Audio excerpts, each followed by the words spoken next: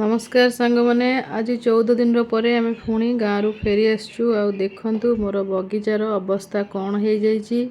बगीचारू पूरा जंगल रे बदली जाइए। तो एसबू को सफा सुतुरा करने बहुत समय लगे।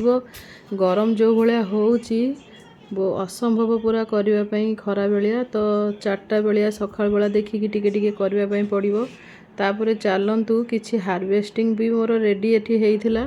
तो फास्ट जो नुआ गछ मु लगे बैगण गछ से गोटे गोल बैगण मिलला। तापर एठी किसी लंबा बैगण अच्छे हार्वेस्टिंग करिनेबी।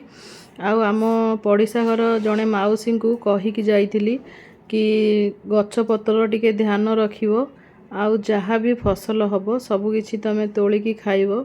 किंतु सी तांकर पूरा फसल सब तोलिकी खाइचंती किंतु गछ पतर टिके से जत्न नै नाहांती।